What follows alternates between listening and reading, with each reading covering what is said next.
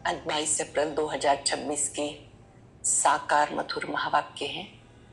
और आज की मधुर मुरली में बाबा ने हम सबको याद में बैठने की विधि सिखाई है। हम सब जानते हैं कि याद की सब्जेक्ट एक मुख्य सब्जेक्ट है। याद से ही आत्मा पावन बनती है, एवर हेल्दी वेल्दी हैप्पी बनते हैं। याद से ही स्वदर्शन चक्रधारी बनते हैं।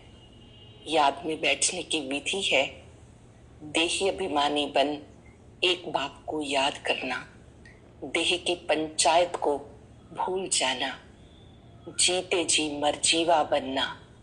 बाबा का ये प्रैक्टिस आप यहाँ पे करते हो, जीते जी मरने की।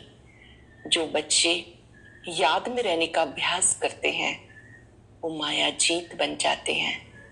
याद की यात्रा में कोई बाबा ने का पूरे दिन में 1 घंटा याद करते हैं, कोई तो 1 मिनट याद करते हैं, कोई अच्छी रीति याद करते हैं तो उनका चेहरा खुशनुमा रहता है। एक्यूरेट याद में रहने वाले सदा चमकते रहते हैं। याद में रहकर भोजन बनाना है, जैसा अन्न वैसा मन होता है।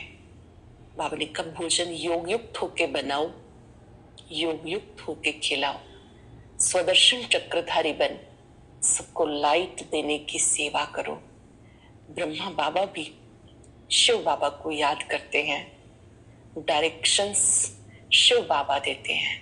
हमेशा बुद्धि में बाबा बाबा याद रहे, शिव बाबा याद रहेगा तो कभी कोई अवज्ञा नहीं होगी।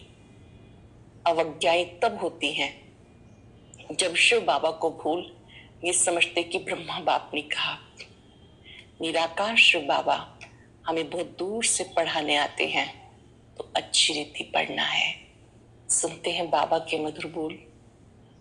बाबा ने कहा, मीठे बच्चे तुम बाप की याद में एक्यूरेट रहो तो तुम्हारा चेहरा सदा चमकता हुआ खुशनुमा रहेगा।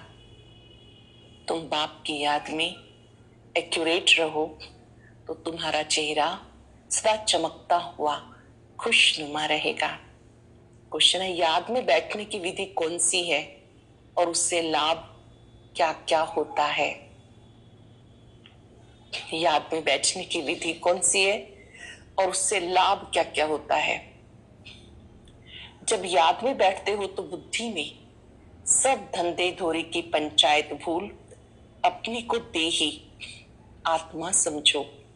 देह और देह के संबंधों को, देह और देह के संबंधों की बड़ी जाल है, उस जाल को हप करके देह अभिमान से परे हो जाओ।